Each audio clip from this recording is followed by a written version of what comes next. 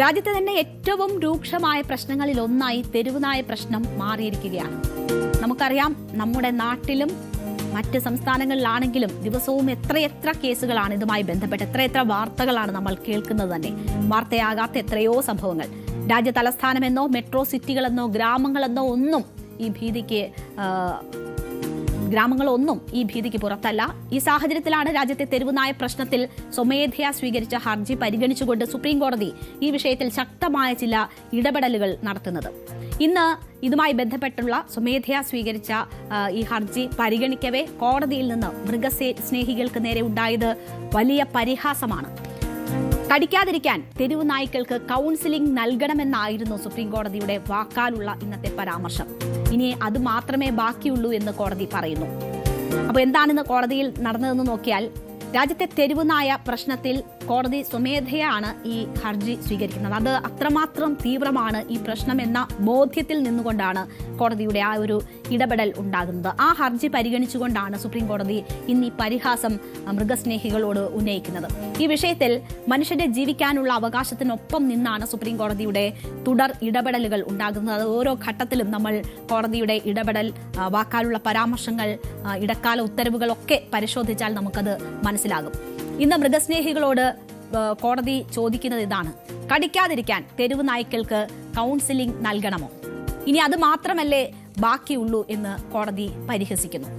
നായകൾ രാവിലെ ഏത് മാനസികാവസ്ഥയിലാണ് എന്ന് എങ്ങനെ അറിയാനാകും എന്ന് കോടതി ചോദിക്കുന്നു. എന്നിട്ട് മൃഗസ്നേഹികളോട് തന്നെ കോടതി ചോദിക്കുകയാണ്, നിങ്ങൾക്ക് ഇക്കാര്യം തിരിച്ചറിയാനാകുമോ എന്ന് കോടതി ചോദിക്കുകയാണ്. നിങ്ങൾക്കെങ്കിലും ഇത് തിരിച്ചറിയാൻ പറ്റുമോ? ഇല്ല.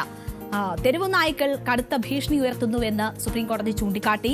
കഴിഞ്ഞ 20 ദിവസത്തിനകം 2 ഹൈക്കോടതി ജഡ്ജിമാർ തെരുവുനായയുടെ ആക്രമണത്തിനിരയായ കാര്യം ഇന്ന് കോടതിയിൽ സുപ്രീം കോടതി ജഡ്ജിമാർ ചൂണ്ടിക്കാട്ടുകയാണ്. രാജസ്ഥാൻ ഹൈക്കോടതിയിലെ 2 ജഡ്ജിമാരാണ് തെരുവുനായ ആക്രമണത്തിനിരയായത്. ഇതിൽ ഒരു ജഡ്ജിയുടെ ആരോഗ്യാവസ്ഥ ഗുരുതരമാണ് എന്ന കാര്യം കൂടി സുപ്രീം കോടതി ഇന്ന് ചൂണ്ടിക്കാട്ടിക്കൊണ്ടാണ് എത്രമാത്രം ഭീതിതമാണ് രാജ്യത്തെ ഈ സാഹചര്യം എന്നത് പറയുന്നത്. കോടതി ഇതുമായി ബന്ധപ്പെട്ട് ഒരു ഇടക്കാല ഉത്തരവിറക്കിയിരുന്നു. 2025 നവംബർ 7-നാണ് കോടതിയുടെ ഭാഗത്തു നിന്ന് ഒരു ഇടക്കാല ഉത്തരവ് ഇതുമായി ബന്ധപ്പെട്ടുണ്ടാകുന്നത്.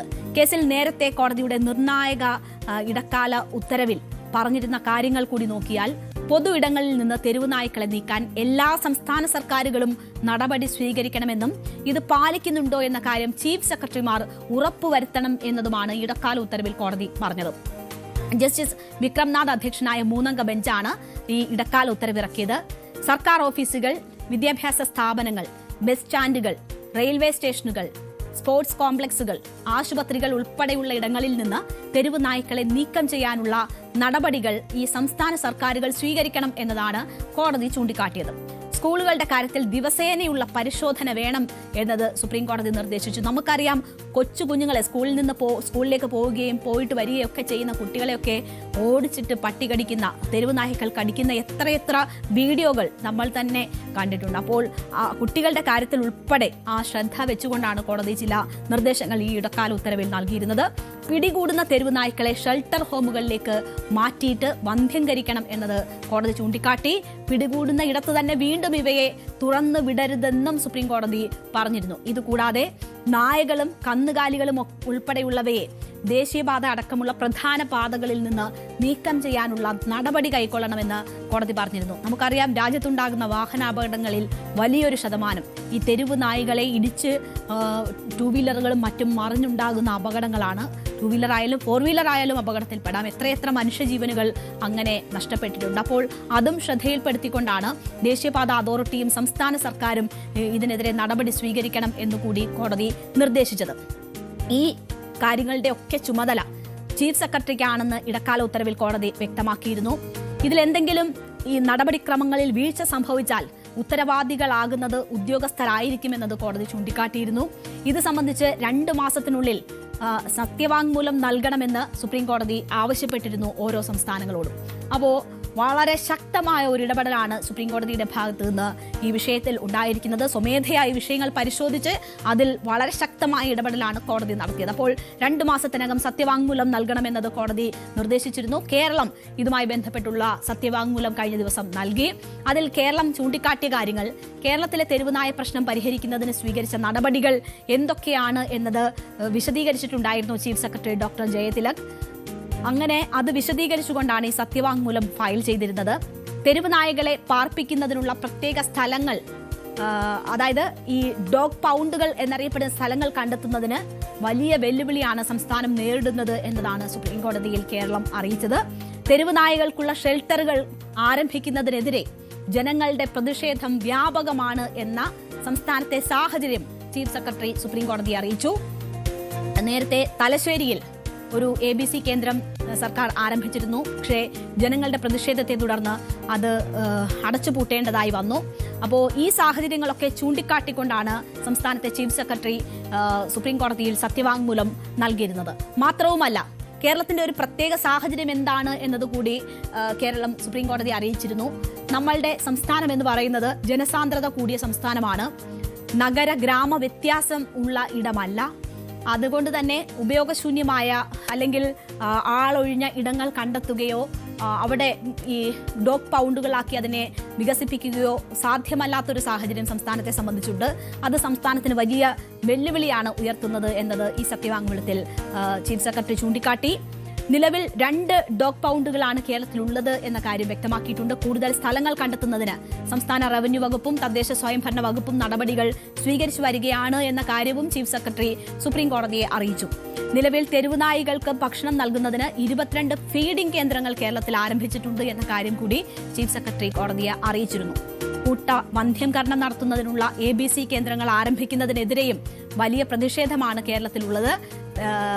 ഈ തലശ്ശേരിയിൽ ആരംഭിച്ച കേന്ദ്രത്തിൽ 77 തെരുവ് നായ്ക്കളെ വന്ധ്യംകരണം ചെയ്തു. എന്നാൽ പ്രതിഷേധത്തെ തുടർന്ന് ഈ കേന്ദ്രം പിന്നീട് അടച്ചുപൂട്ടേണ്ടി വന്നു, തുറക്കാനായില്ല തുടങ്ങിയ സാഹചര്യങ്ങൾ കൂടി ചേർത്തുകൊണ്ടാണ് ഈ സത്യവാങ്മൂലം നൽകിയത്. അപ്പോൾ എന്തൊക്കെ നടപടികൾ സ്വീകരിച്ചു, എന്തൊക്കെയാണ് കേരളം അഭിമുഖീകരിക്കുന്ന പ്രശ്നങ്ങൾ, കേരളത്തിന്റെ ഭൂപ്രദേശം ചുരുങ്ങിയതാണ്, അതുകൊണ്ട് തന്നെ ആ രീതിയിൽ കേരളം അനുഭവിക്കുന്ന വെല്ലുവിളികൾ എന്തൊക്കെയാണ്, ഇതൊക്കെ ചൂണ്ടിക്കാട്ടിക്കൊണ്ടായിരുന്നു ഈ സത്യവാങ്മൂലം കേരളം നൽകിയിരുന്നത്.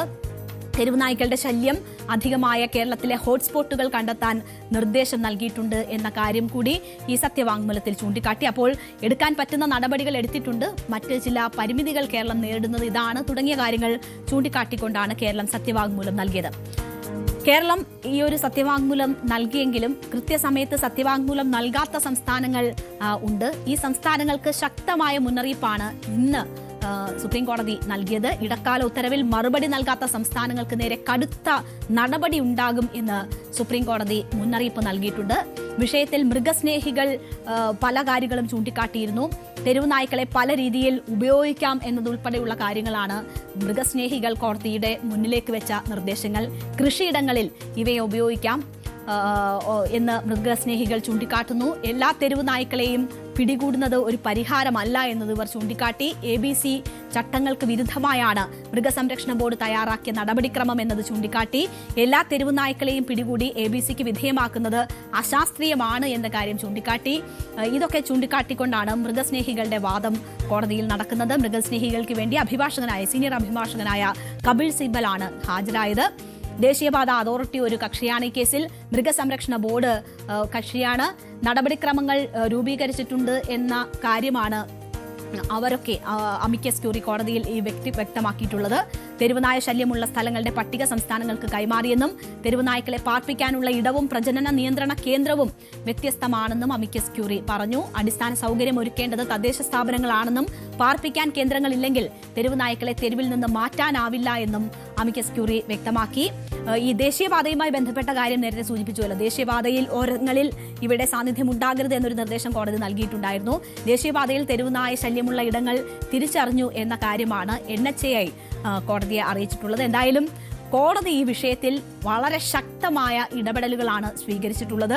അത് മനുഷ്യന്റെ ജീവിക്കാനുള്ള അവകാശത്തോട് ചേർന്ന് നിന്നുകൊണ്ടുള്ള സമീപനമാണ് കോടതിയുടെ ഭാഗത്തു നിന്നും ഉണ്ടാകുന്നത്. മനുഷ്യനാണ് പ്രധാനം എന്ന നിലയിൽ ഉള്ള സമീപനങ്ങൾ സ്വീകരിക്കുന്നു. അത് മുന്നിൽ കണ്ടുകൊണ്ടുള്ള നിർദ്ദേശങ്ങൾ നൽകുന്നു. ഈ പ്രശ്നം പരിഹരിക്കേണ്ടുന്നതിന് സംസ്ഥാന സർക്കാരുകൾ എന്തൊക്കെ ഇടപെടൽ നടത്തിയിട്ടുണ്ട് എന്ന കാര്യമാണ് തേടുന്നത്. അവരുടെ നേരിടുന്ന ബുദ്ധിമുട്ടുകൾ എന്താണ് എന്നതൊക്കെ കോടതി ചോദിച്ചറിയുകയാണ്. പക്ഷേ ഇനിയും സത്യവാങ്മൂലം നൽകാത്ത സംസ്ഥാനങ്ങളുണ്ട്. അവർക്ക് ശക്തമായ മുന്നറിയിപ്പ് കൂടിയാണ് കോടതി നൽകുന്നത്. എന്തായാലും ഭരണകൂടങ്ങൾക്ക് വലിയ ഉത്തരവാദിത്തമാണ് ഇതുമായി ബന്ധപ്പെട്ട് ചെയ്യാനുള്ളത്. അതോടൊപ്പം തന്നെ നമ്മൾ ഓരോരുത്തർക്കും ഈ വിഷയവുമായി ബന്ധപ്പെട്ട് ചെയ്യാൻ പല കാര്യങ്ങളുണ്ട്. ഇത് ഒരു കൂട്ടായ ഉത്തരവാദിത്തത്തിൽ കൂടി മാത്രം പരിഹരിക്കാൻ പറ്റുന്ന ഒരു വിഷയമാണ്. അതിൽ ഈ വാശിയോ കടുംപിടുത്തങ്ങളോ അല്ല വേണ്ടത്. ഇതിനൊരു പരിഹാരം വേണമെന്ന കാര്യത്തിൽ ആർക്കും ഒരു സംശയം ഉണ്ടാകില്ല. അപ്പോൾ അത്തരമൊരു തീരുമാനത്തിലേക്ക് കോടതിക്ക് എത്താൻ കഴിയട്ടെ എന്ന് നമുക്ക് പ്രതീക്ഷിക്കാം. എന്തായാലും മനുഷ്യപക്ഷത്ത് നിന്നുകൊണ്ടുള്ള സമീപനമാണ് ഈ വിഷയത്തിൽ സുപ്രീം കോടതി എന്തായാലും ഇപ്പോൾ സ്വീകരിച്ചിരിക്കുന്നത്. കൂടുതൽ വാർത്തകൾക്ക് news 18 Keralam YouTube channel subscribe ചെയ്യുക.